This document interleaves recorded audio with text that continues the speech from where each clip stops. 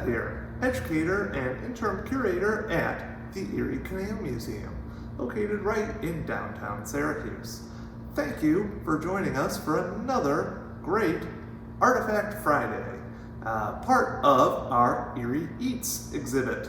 If you haven't seen the other Artifact Fridays, I really suggest going and giving those a watch as well, especially if you enjoy this video. Like I said, this is part of our Erie Canal Foodways Project, a larger year-long effort to look at the history of the Erie Canal and food along its banks. And in this case, we're going to be looking a little at the drinks along its banks. Thank you as always to the Erie Canalway National Heritage Corridor and to the William G. Pomeroy Foundation for supporting this project. Now, the Erie Canal has a rich history in brewing that goes back to just as long as there's been a canal. However, today I want to highlight one specific brewery. That would be the West End Brewing Company. Some of you may know it as the FX Mats Brewing, or many people now know Saranac. We're going to talk about the history of all that.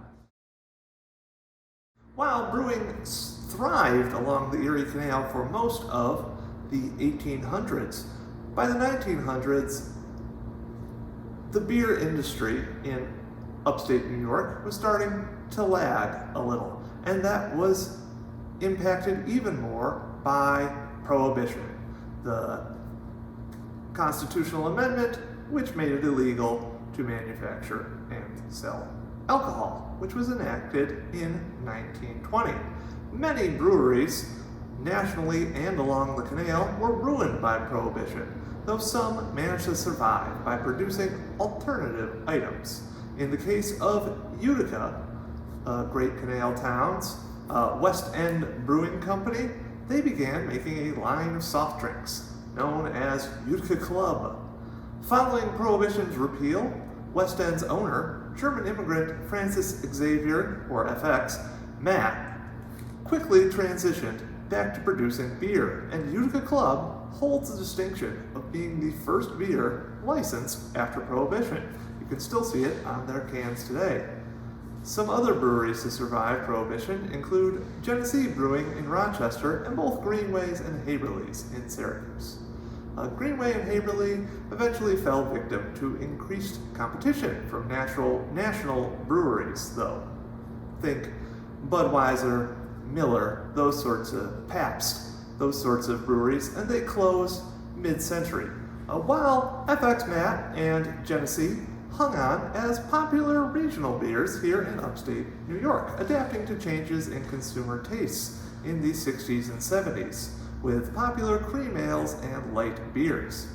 Still, descendants of FX Matt began to see their flagship beers, like Utica Club and Matt's, fall out of favor with consumers, starting in kind of the 70s.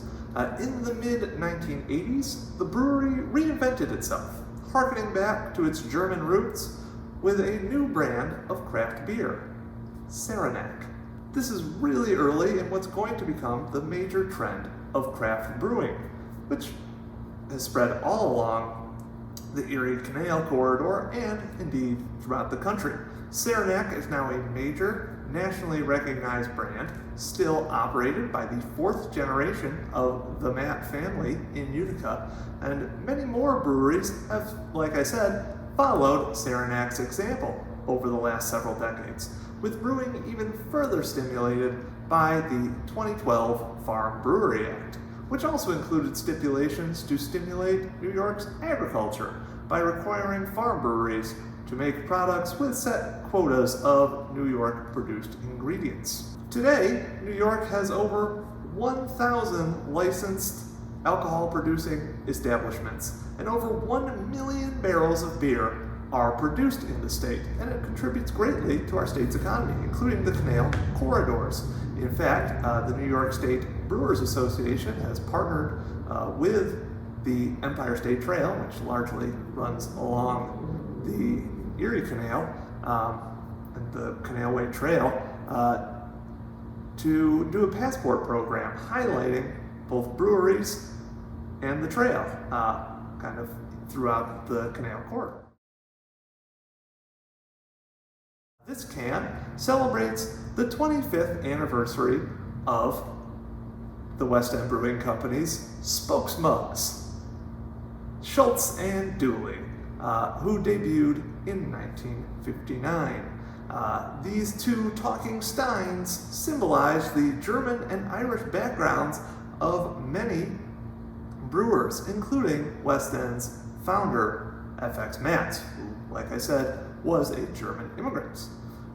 These two characters were a smash hit with audiences, not just here in upstate New York, but throughout the country, as a series of popular ads featuring the two talking mugs, voiced by the famous Jonathan Winters, had them getting into a number of comical situations. Dooley, look at all this fan mail. Why, we're famous. Soon they'll want us in Hollywood. Just think of it, Dooley. Why, we could become great stars, like Humphrey Bogart. Okay, Louie, drop that artificially carbonated beer and give me a Utica Club. Or like Bela Lugosi.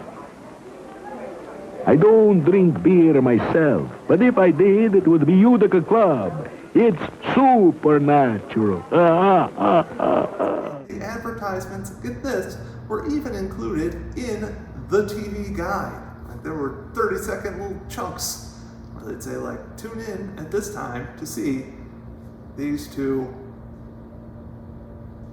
funny little mugs talking. So that's a fun little story from the Erie Canal Corridor and its rich brewing history. And it's part of a larger tale of a storied brewery in the Erie Canal Corridor. We'll be back next week with some more of these fun tales about our artifacts. Take care, and remember to subscribe to our YouTube channel and become a member here at the Erie Canal Museum and help us support preserving our rich canal past.